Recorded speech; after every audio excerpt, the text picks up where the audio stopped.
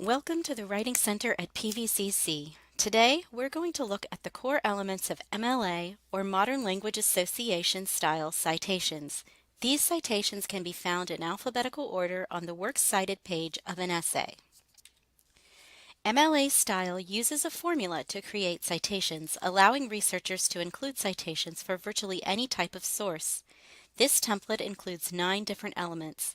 This formula can be adapted to cite many different sources and, because of its adaptability, may result in citations with minor variations. The 9 core elements of MLA-style citations are the author, the title of the source's container, contributors other than the author, the version, the number, such as the volume or issue number, the name of the publisher, the date of publication, and the location of the source. Let's take a closer look at these elements. The first element of the citation is the author. This element acknowledges the authors for their work and lets readers know who is joining the conversation.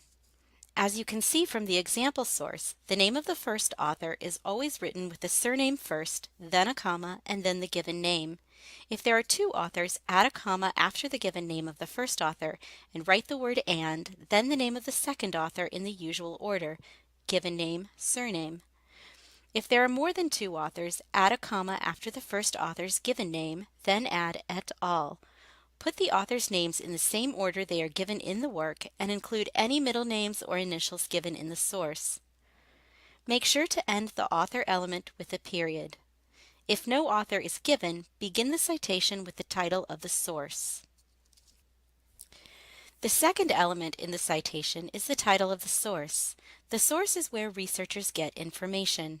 The source could be a book, an article, a website, a video, a person, or many other things.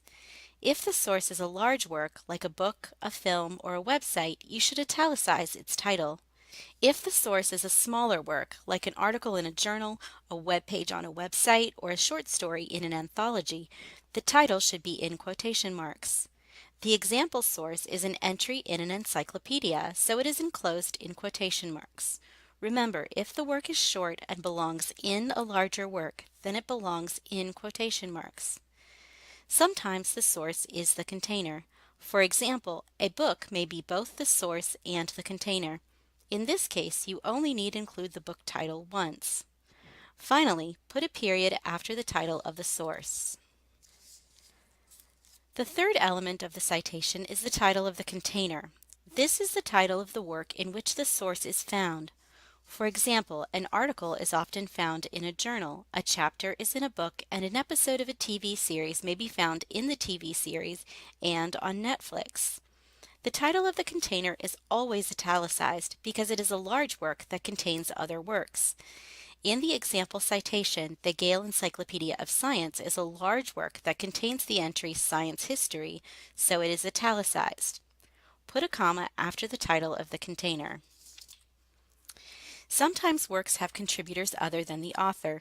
These contributors could be editors, photographers, translators, and more. Include these contributors by writing edited or photographed or translated by, and then the name of the contributor in the usual order. For example, K. Lee Lerner is the editor of our sources container, the Gale Encyclopedia of Science, so we write edited by K. Lee Lerner. Put a comma after the name of the contributor.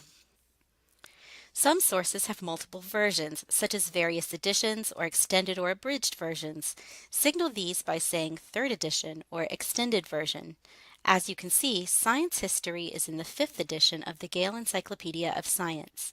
Put a comma after the version.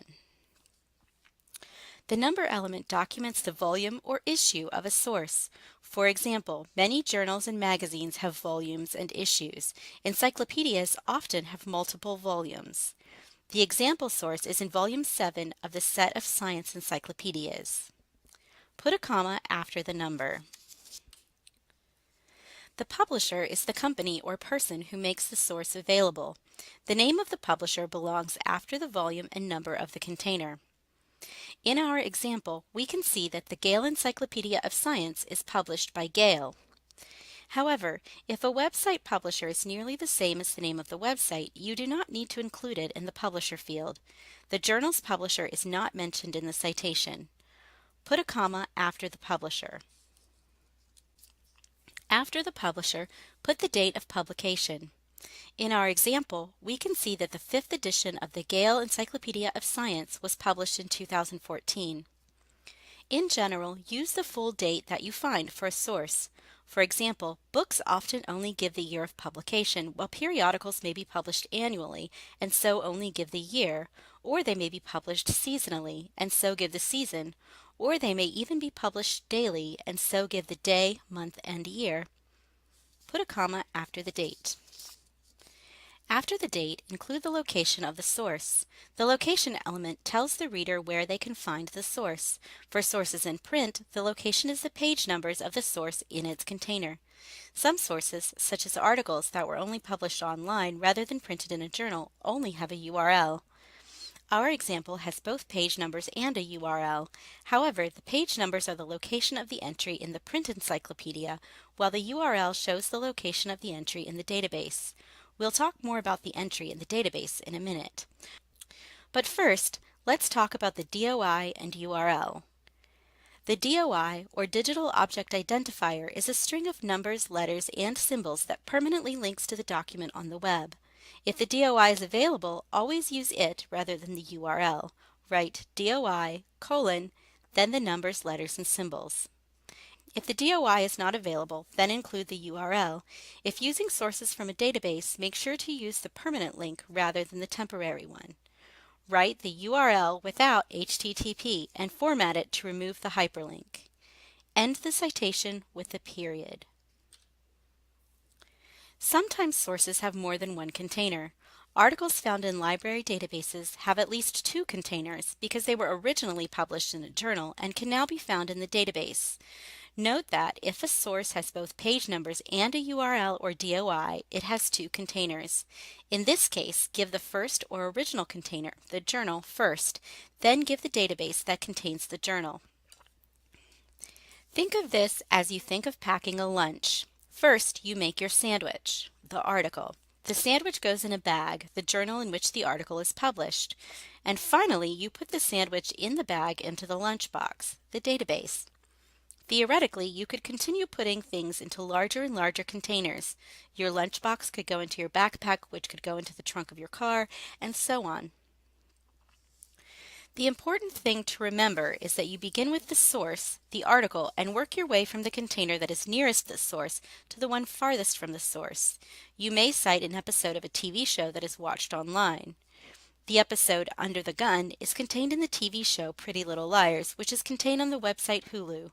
The containers are listed from the one nearest the source, the TV show, to the farthest, the website Hulu. Our example source, Science History by David Newton, is contained in 2 places. It is contained first in the print encyclopedia.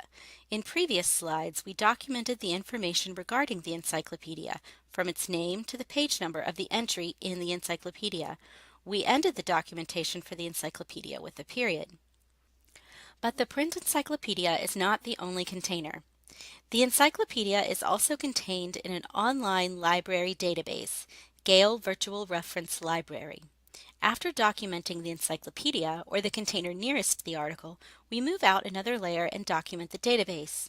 To do this, we give the name of the database and then the URL, or the DOI, where the entry can be found within the database. In this case, we use the URL because this entry does not have a DOI. Note that elements within a container are separated by commas, while different containers are separated by periods, and citations always end with a period.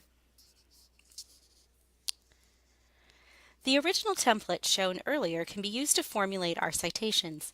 We can fill in the template with the information and then add the information to the Works Cited entry. As you can see, all of the 9 elements are used in our example citation. In fact, some of the elements, the title of the container and the location, are used twice because, as we saw, this source had 2 containers, the encyclopedia and the online reference library.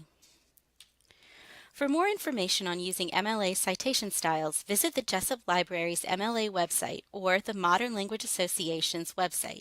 To get help with citations, see a librarian or a writing tutor. If you would like to see a tutor about your citations, call, email, or visit the Writing Center at PVCC in room M617.